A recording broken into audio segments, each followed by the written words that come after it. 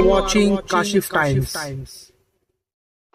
जो कॉर्नर सभा है उसका फोटो देख लो और आज देवेंद्र जी की भी सभा है इसी मलाड़ में। आप जाके जरा वहां का देखो तो आपको पूरे मुंबई से आए हुए आदमी दिखेंगे और इस सभा में सिर्फ और सिर्फ इस राठौड़ी के लोग दिखेंगे। ये परिस्थिति है भारतीय जनता पार्टी के कैंडिडेट की, ये परिस्थिति है। बेचारा मलाड़ ईस्ट से लोगों को लाके घूम रहा है। सही बात है कि नहीं? क्योंकि भारतीय जनता पार्टी का कोई मजबूत कैंडिडेट संजय भैया यहाँ से लड़ने ही तैयार है। पिछले 15 साल से पैराशूट से ला के यहाँ पे कैंडिडेट हर बार 15 साल से कोई बाहर का लाते हैं, वो यहाँ आता है, उल्टी सीधी बातें करता है और यहाँ के बेचारे जो छोटे मोटे कार्यकर्ता जिंदाबाद मुर्दाबाद और पूरे 5 साल मेरे बुराई में निकालते हैं, उनको बता देते हैं कि देखो तुम अच्छे आदमी की बुराई कर रहे थे इसलिए तुमको टिकट नहीं मिलेगा, तुम घर ही में बैठो तो मैं बाहर से लाके लड़ाऊंगा और हरा के चला जाऊंगा। ये मैसेज दे देते हैं। आप ये समझिए कि क्यों ऐसी परिस्थिति है, क्योंकि संजय भैया ने एकदम सही कहा कि झूठ बोलने में अगर कोई है इस देश में तो भारतीय जनता पार्टी। एकदम सही बताया। एक तरफ कहते हैं कि देश जो है वो सबसे सही आदमी के हाथों में, यही कहते हैं ना, देश जो सबसे सुरक्षित हाथों में है, और फिर कहते हैं कि हिंदू खतरे में। तो इसकी कौन सी बात मानी जाए, सुरक्षित हाथ वाली या हिंदू खतरे? अरे हिंदुस्तान की आजादी के बाद पंडित जवाहरलाल नेहरू से लेकर मनमोहन जी, अटल बिहारी वाजपेयी तक का कभी भी कोई लोग खतरे में नहीं थे इस देश में। तो ये ऐसे कैसे प्रधानमंत्री आ गए जो है पूरे के पूरे हिंदू को खतरे में गए। मैं वहां नहीं जाऊंगा, मैं यहाँ पे इसी मंच से मेरे तमाम बैठे हुए भाइयों और बहनों आपसे ये कहना चाहूंगा कि यही वो मंच है जब आपके घरों के ऊपर बुलडोजर चलने की नौबत आई थी, और यही वो मंच है जब यहाँ के लैंड माफिया ने आपसे 50 हजार रुपया लेने का काम करने की कोशिश कर रहे थे। कोई पेट पे कपड़ा बांध के कोई जेवर बेच रहा था, कोई घर के सामान बेच रहा था, कोई कर्जा दे के उनको जमा करने की बातें कर रहा था। इसी मंच से मैंने कहा था कि आपका विधायक यहाँ पे खड़ा है, किसी का घर टूटने नहीं दूंगा, तो आज तक नहीं टूटा। हम वो हैं जो लोगों की बस्तियां बसाते हैं, हम वो हैं जो लोगों को तकलीफ में लाने नहीं देते। ये सड़क आप देख सकते हैं पहले कैसी थी, आज ये सड़क एक एक चूज के हमने बनाई, पानी अंदर यहाँ पे लाया, और यहाँ पे जो बड़ा एक कुंडा रास्ता, अगर आपको रेती लानी है तो पैसा देना पड़ता था, आपको घर में कुछ करना है तो पैसा देना पड़ता था। मैं आपसे सिर्फ इतना ही कहना चाहता हूँ, 101% मैं यहाँ से जीतूंगा, ये आप भी जानते हो और ये पिछली बारी उत्तर भारतीय कैंडिडेट को यहाँ पे लाया गया था कि बोले उत्तर भारतीय वोट देंगे। मैंने तब भी कहा था एक ईपी में अगर वो मेरे से लीड करके दिखा दिया तो मैं मलाड़ छोड़ दूंगा, और वो एक भी ईपी में लीड नहीं किया, बराबर है ना? उत्तर भारतीय की एक भी ईपी में लीड नहीं किया, क्योंकि वो काम जो है जाति के नाम पे करने आया था, वो वोट जो है वो जाति के नाम पे मांगने आया था। ये अभी दूसरे पैराशूट वाले आए, ये बोलते हैं मैं मराठी हूँ, मुझे मराठी लोग वोट दो।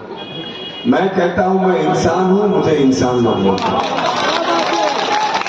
मैं आपसे ये कहना चाहता हूं, 2002 से मैं यहाँ पे आपके बीचों में खड़ा हूं।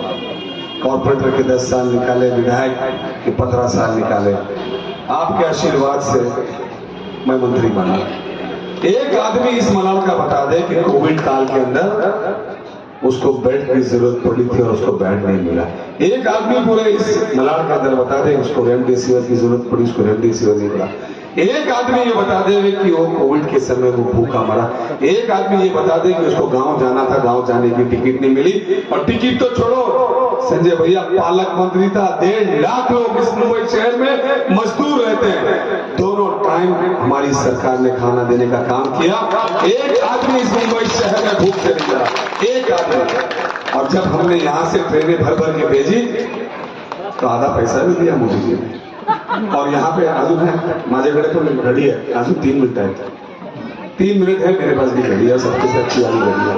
तो मैं ये बताना चाहता हूँ कि हमने लोगों को यहाँ से भेजने का काम किया और वहां पे लोगों को यहाँ से भेजे तो बच्चा प्यासा ना रह जाए, भूखा ना रह जाए, उनको हमने जूसेस देने का काम किया। आज मैं संजय भैया को ज्यादा बोलना चाहता था कि मैं तो आपसे बोलते रहता हूँ, मैं तो आपके साथ खड़ा हूँ। मैं सिर्फ ये कहना चाहता हूँ कि ये इंसान जो यहाँ पे राजनीति करने आया उसने हिंदू के बच्चों को भी जेल दिखाया, मुसलमान के बच्चों को भी जेल दिखाया। रहता कहाँ है, त्योहार मनाने कहाँ आता है।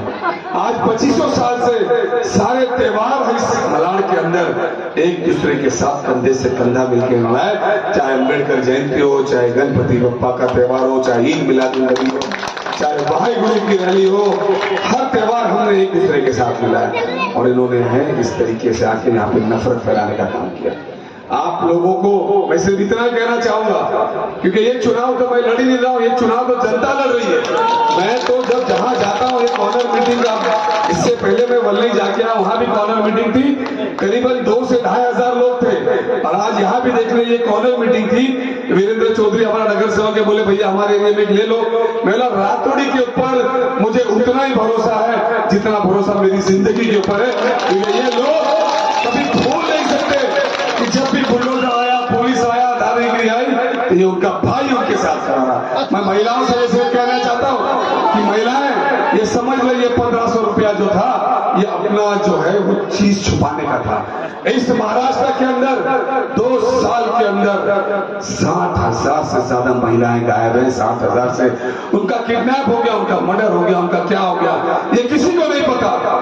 आपको 1500 रुपया देके वो सारी बातों से कहीं छेड़ दिया जाए।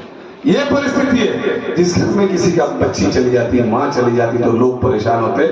आज सिर्फ महाराष्ट्र में लगभग 60,000 से ज्यादा महिलाएं हमारे गायब है। वो आपको ध्यान में रखना होगा। ये तो 1500 दे रहे हैं, हम तो 3,000 आपके खाते में लाके देंगे और एक एक घर में पहुंचाने का काम। अब आप लोग की जवाबदारी यह है कि पिछली बार जिस तरीके से उसको इस रातोड़ी से आपने भगाया था, अब की बार इतना ज्यादा वोट डालना कि वो खुद का मलाड़ ईस्ट का घर का एड्रेस भूल जाए। यही मैं कहता हूँ। आप सब लोग यहाँ पे आए, आपका सबका तहे दिल से शुक्रिया अदा करता हूँ। जय हिंद, जय महाराष्ट्र। मैं संजय भैया का तहे दिल से शुक्रिया अदा करता हूँ। ये छोटे से गुलाबे पे खड़े हैं, नहीं तो हम नहीं खड़े होंगे। इस मलाड़ में फिर एक बार इतिहास रचने का भी बहुत बड़ा हाथ होगा। मंच पर उपस्थित सभी हमारे सभी पार्टी के कार्यकर्ता, सिपाही, नीचे बैठे हुए मेरे तमाम रातोड़ी के जनता, बहनें, माताएं,